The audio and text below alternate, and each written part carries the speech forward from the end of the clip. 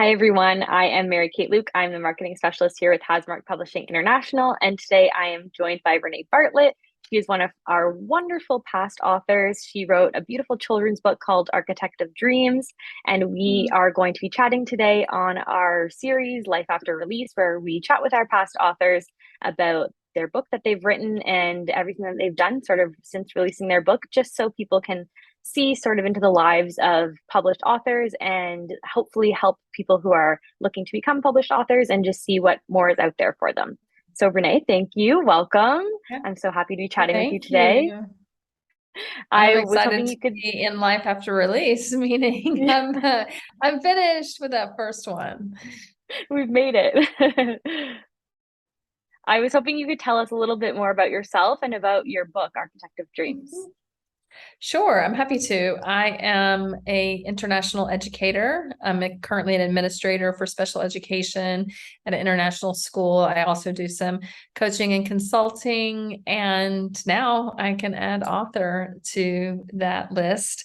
I, on the personal side, am a mom and a wife, and a very proud mom whose son was the inspiration for my book, Architect of Dreams. I love that. You've led right into my first question. Do you want to chat a little bit more about that and how he helped to inspire your story?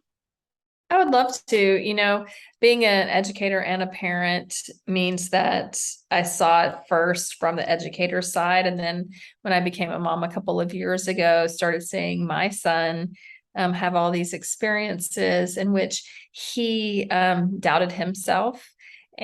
And I think that's a natural human condition, but also I was, as an educator, was reflecting on how we teach that, whether it's intentionally or usually unintentionally, because that's certainly not the message that my husband and I tried to instill in him. And he was saying things like, I can't, do this. We're at an international school. So he's like, I can't speak Spanish. I can't do art. I can't write. I don't dance. I'm not Spanish. And so he had a lot of, beliefs that were limiting.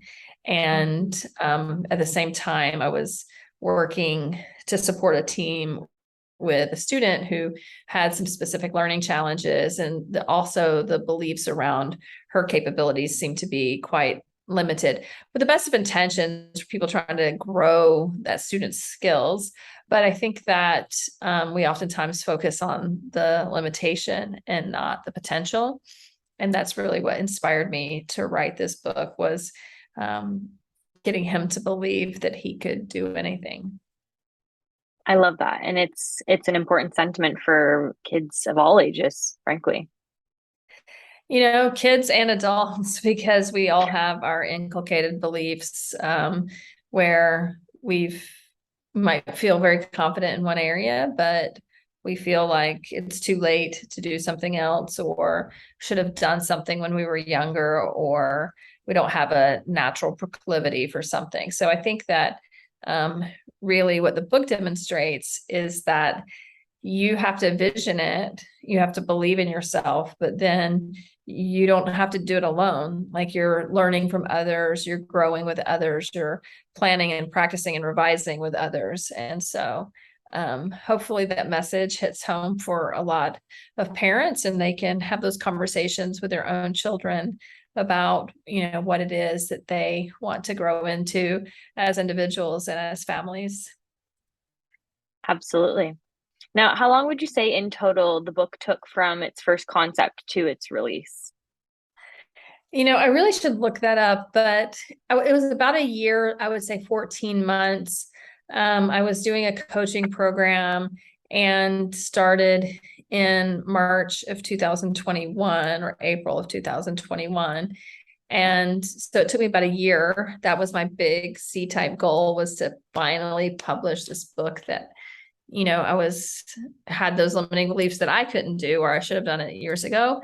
And so I went out on that journey of writing the book, and it took me a little bit of time to find an illustrator, because I wanted something very particular. I was very specific about what I wanted.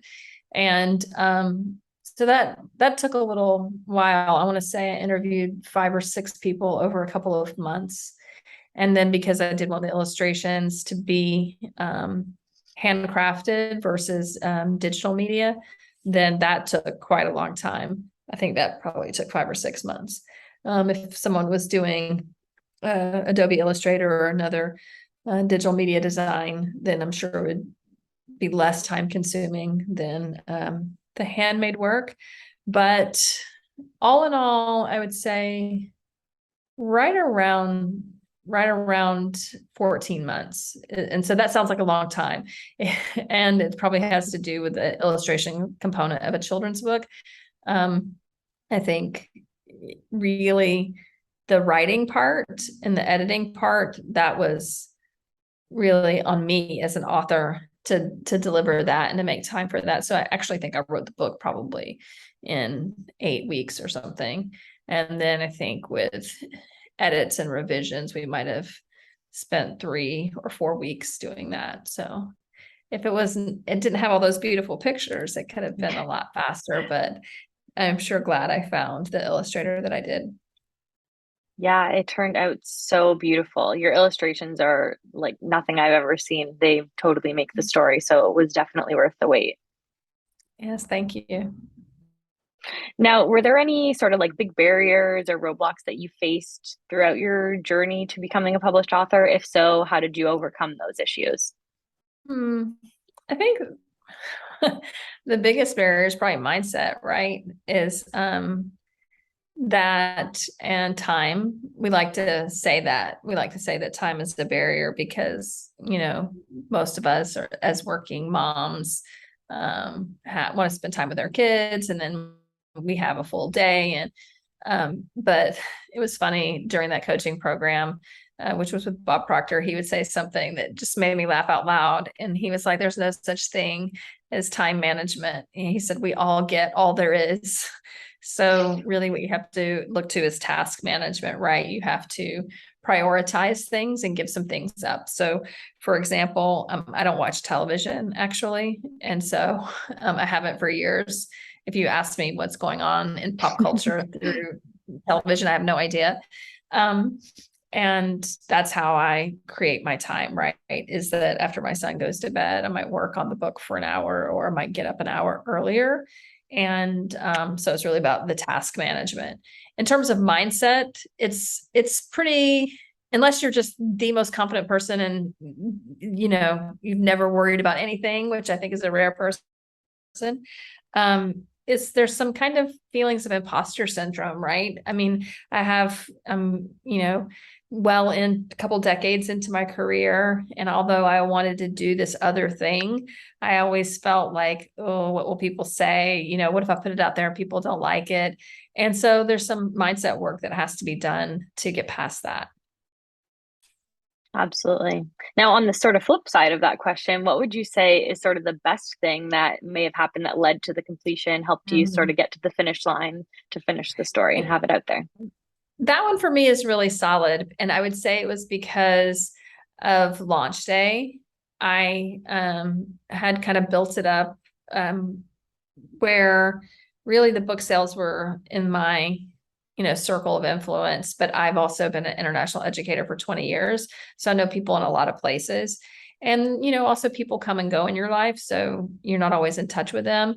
And I would say in that 24 or 48 hours around launch, I heard from so many people from every aspect of my life. I mean, friends who I'm not really that close with, but people from decades ago, for example, people that I went to preschool with, people that I went to high school with, people that I went to college with, people that I'd done volunteer work with or worked with in other jobs, people that, are friends of the family, really, that I don't even know that well myself. And some really beautiful people reached out and said, I got your book, or sent me pictures. This is a picture of my child reading your book. Since there's been a little more time now for people to get my book and take it places. A couple people, I know people who run nonprofits in other countries, and one of them recently took a copy of the book to Ghana, where she runs her nonprofit. and sent me a video of the kids reading it. People have shared bedtime pictures with mom or dad reading the book. And that is what's been so special, is that everybody would care about my project enough and want to support me in some small way to buy one copy. Or in some cases, people bought 2, 3, 4 copies and gave them away, which I had explicitly asked for, but I didn't know how many people would do that. I asked for people to donate to a children's classroom or to a teacher. And there's a picture on my Instagram now of a friend who donated the book to her school system's bookmobile. It's a traveling van. Oh, cool. And so just really fun things like that have happened. That's so beautiful. And it's such a special thing to see how books and stories can just bring people together and bring people back into your life that hadn't been there in so long. It's amazing. It is nice. It's really nice. And we live abroad, and the publishing mechanism that I use doesn't deliver here. So I had some people bring copies down. I brought some copies down, and we're giving them to my son's current teachers and former teachers. And it's been a really nice time. Amazing. Now, speaking of the launch, what would you say was like the first emotion you felt when you got that international bestseller title? I will announce to everyone that you are an international bestseller, which is amazing. Yeah. Congratulations. How is that feeling?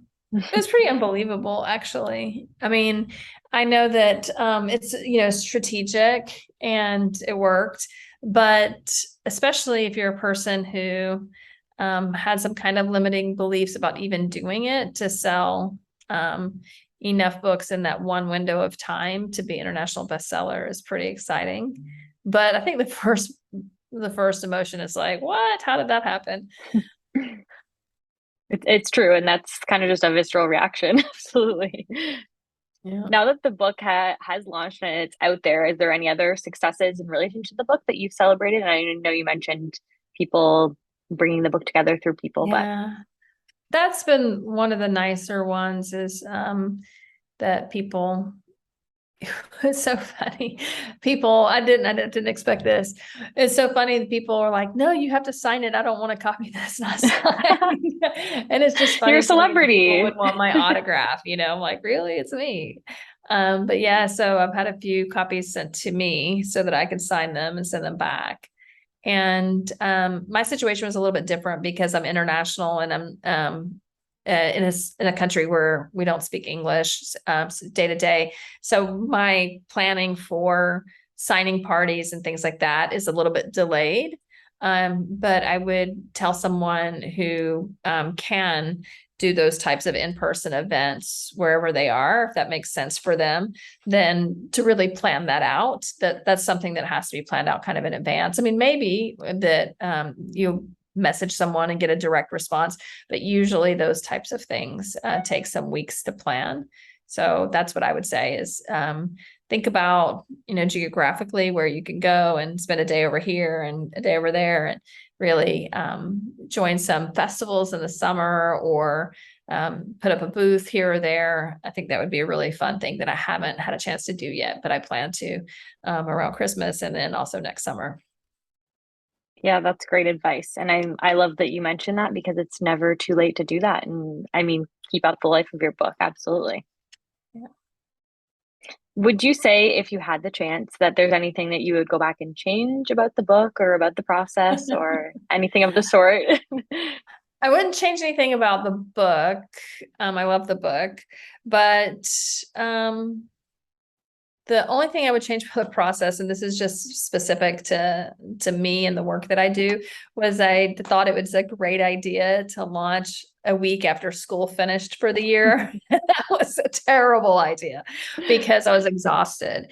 And so if you're a person who works full time and you have kind of these annual trends, I wouldn't say plan for it after a peak. Like the end of school is this mad rush where everybody's just trying to wrap up the year. And I probably should have waited a couple of weeks after I was refreshed from that. Because not that there's that much to do particularly, but you'll be fielding a lot of communications from people. And in my case, from people I hadn't talked to in years, and it was coming in through Instagram, Facebook, email, my mom, Um, so I would say plan accordingly at a time when you know that you're going to have had a period of restoration for yourself if you have a year that ebbs and flows like that. Yeah, that's really important. Now, do you have anything else on the horizon that you can chat with us about? Maybe another book coming out? Any Yes, thoughts, ideas? it's been such a furious, pace that I've kept. So I am taking a little bit of time. I have a 3-day weekend coming up, and I just need to restore myself. And then, yes, I have a couple of ideas for other books, 2 more children's books that are, it's not a series per se, right? It's just, I can use the same characters in one of them, and in one of them, the main character will be the same, but the rest of the setting is different and the cast of characters is different. So I'll be working on that in the next couple of years, just because I also have an idea for a graphic novel series, and I'm trying to decide how to plan it out, like which one should go first. And also I think that they're really completely different audiences. So I don't know if maybe I should keep up with this momentum, and the next children's book will also help sell more copies of this book, and that can sell them in tandem at events, or if I should really try to plan for the graphic novel series, because that might take quite a bit longer to produce. So we'll see. I'm going to spend some time on my next vacation thinking about it. That's so exciting. Thank you so much for sharing. We look forward to seeing what you have in Yeah. store. It's funny because well, I think I told you, I mean, I don't know that I said this on a video or anything, but I think I told you that I was doing this coaching program with Bob Proctor and his team. And one of my key takeaways, well, actually, the reason I ended up doing this book is because he was teaching what a C-type goal is. And he was saying that an A-type goal is something that you already do. It's not even really a goal because you've already done it and you know that. And then B-type goals are something that people call goals. They're things they want to achieve, but really they're just extensions maybe of what they already do. And they know in their heart that they could probably do it. And the C-type goal is the one that like really scares you and is, seems overwhelming, shocking. How am I going to do this? And what I've learned is that in the course of doing this, that C-type goal goes to being an A, because now I've already achieved it. So I know what to do, right? I just have to get my story together and think. But now it's no longer, I no longer feel such limitations or such limiting paradigms. I no longer feel like I would have imposter syndrome doing it again, because the response has been so positive. And it is such a supportive community. And also I've learned that, well, my book isn't for everyone, right? And if you don't like it, you don't like it. It doesn't matter. But I know a whole lot of people who do.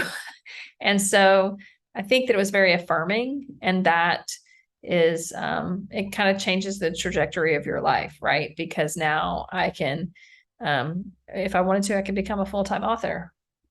I can do whatever I want. I love that. And it's like facing a fear. Now you've kind of conquered that, and you can just take it and run. Yeah. I mean, I'm completely on the other side. I think there's a quote that says something like, everything that you want is on the other side of fear, or something like that. And it's true. I built this process up in my head to be something that's so big, so intimidating, so overwhelming, impossible even.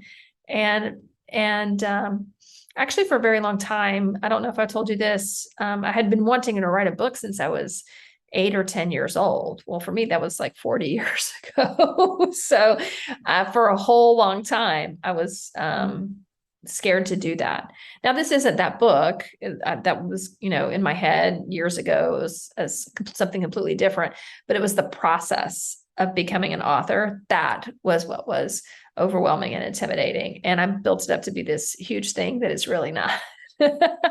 I think the hardest part for most people is finding the time and managing those tasks to get it every day a little bit closer to the goal. But it's not some big scary monster in the closet. So It's awesome. And you made it. You're here. It was so worth it. And I yeah, just want to say congratulations again. Thank you so much for chatting with me today, Renee. Your book is thank so you. beautiful, and I know it's already touched so many people and it's going to continue to do so. So thank you so much for chatting with Well, I us. really appreciate your support, and I'll keep you posted. Yes, we're so excited. Thank you. And Renee's book, like I said, is Architect of Dreams. It's on Amazon now, so you can pick it up. Yep, it's Thank in you. Kindle, paperback, and hardback. Perfect. Thanks. Thanks, Appreciate Renee. it, Mary Kate. Bye-bye. Bye.